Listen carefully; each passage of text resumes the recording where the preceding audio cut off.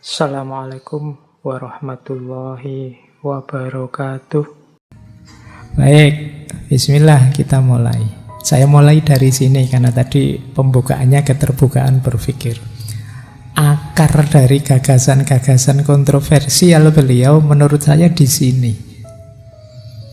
Jadi ketika peradaban Islam mulai terbuka terhadap wawasan-wawasan rasional, khususnya pengaruh filsafat Yunani yang kuat karena terjadi penerjemahan besar-besaran, budaya filsafat lahir, kesadaran untuk berpikir terbuka muncul.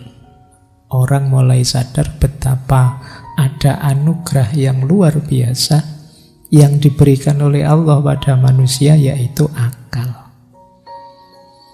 Ya meskipun nanti di pengembangan gagasan akal ini mungkin karena saking jengkelnya atau gimana, Ar-Razi ini melihat situasi terus sampai bablas bahwa akal itu luar biasa. Ya dengan keluar biasaan akal itu sebenarnya manusia tidak perlu nabi, tidak perlu Al-Quran, asal akalnya sehat itu sudah bisa menemukan kebenaran.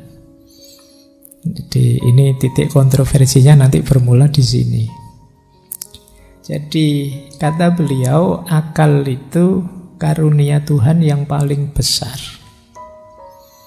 Kemudian kelebihan keutamaan manusia di atas makhluk lainnya.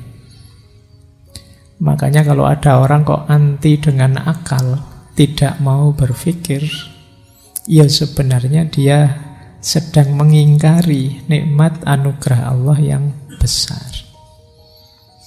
Ya meskipun tidak ekstrim juga, berarti akal saja ya Pak, wahyunya tidak, ya membacanya tidak begitu. Ya semuanya kita syukuri, semuanya adalah bukti cintanya Allah pada kita.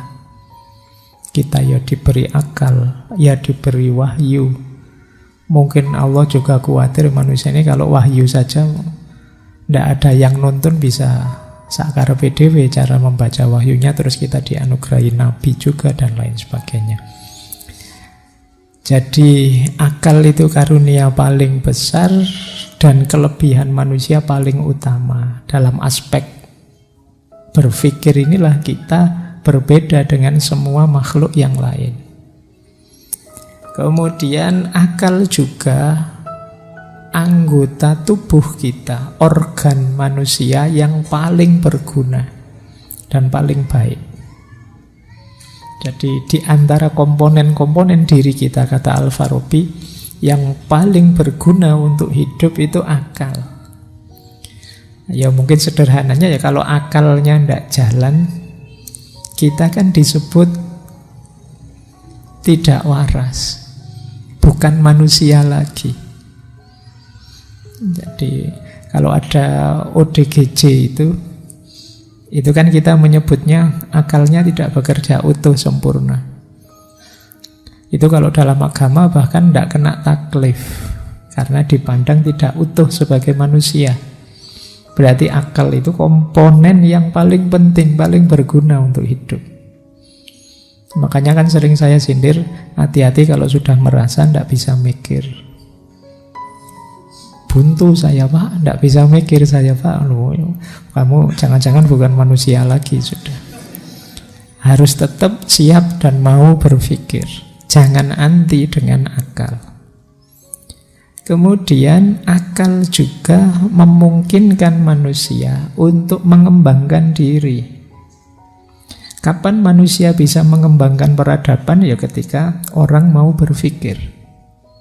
Kalau hanya mengalir saja, sudahlah Pak, saya mengalir saja, saya ikut saja, ya kamu tidak jadi apa-apa, paling hanya follower. Para trendsetter yang mengembangkan hidup di muka bumi ini adalah orang-orang yang mendayagunakan akal budinya. Jadi kata Ar-Razi, meningkatkan kualitas manusia dan kemanusiaan itu ya akal. Mungkin ada yang ngeritik, ya kan tapi ada wahyu Pak. Iya, wahyu luar biasa, tapi yang membaca wahyu apa? Akal kita. Kalau akal kita berhenti beroperasi, yo seindah apapun, sedahsyat apapun ayat, tidak akan kita bisa memahaminya. Jadi tetap media paling utama yang diberikan oleh Allah itu akal. Kemudian ya, akal juga yang membuat hidup ini jadi indah, jadi nyaman, jadi manis. Yang menemukan teh ini, teh kalau dicampur dengan gula ditambah air panas, itu nikmat loh. Itu kan yo reka-rekanya akal, hasil ijtihadnya akal. Semua bidang hidup manusia yo kreasinya akal. Baju kita yang seperti ini, oh baju itu enaknya masuk lubang yang atas lebih besar, kalau tangan di model mirip tangan saja, itu kan ya pembacaan akal. Sekarang ada karpet seperti ini, misalnya di masjid dulu mungkin hanya tikar saja, dulu sebelumnya hanya tanah saja, hanya lantai saja, sekarang bisa kayak gini. Itu kan kinerjanya akal.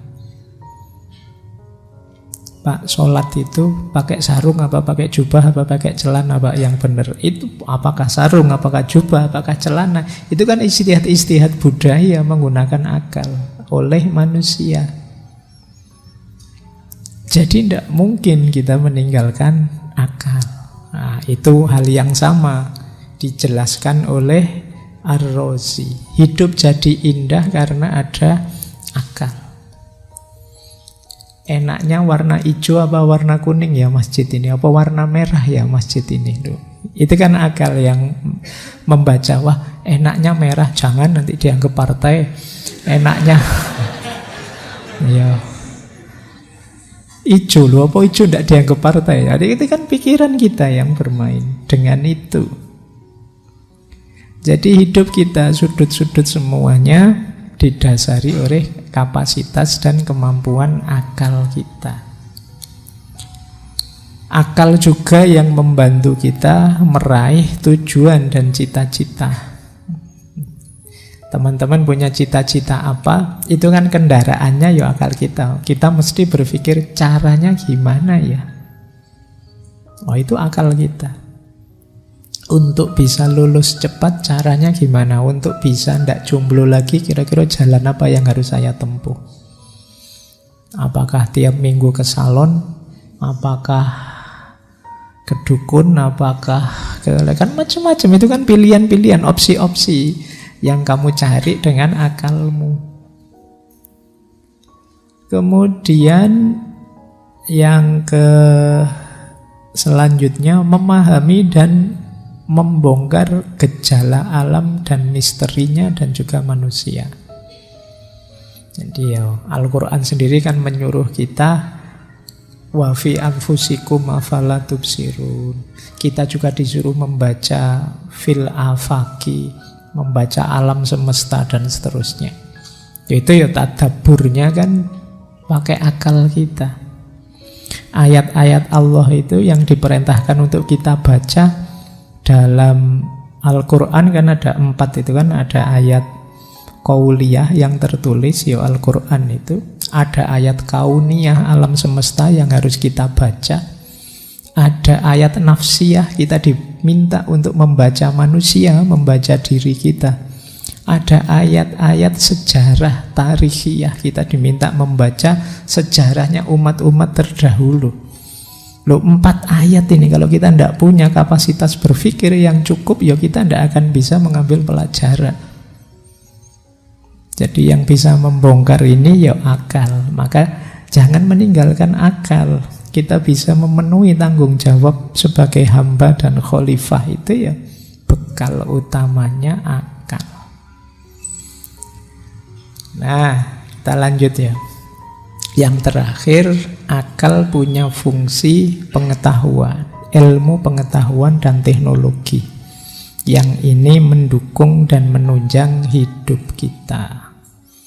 Kalau ini sudah jelas, di kampus-kampus, di sekolah-sekolah itu ya olah akal.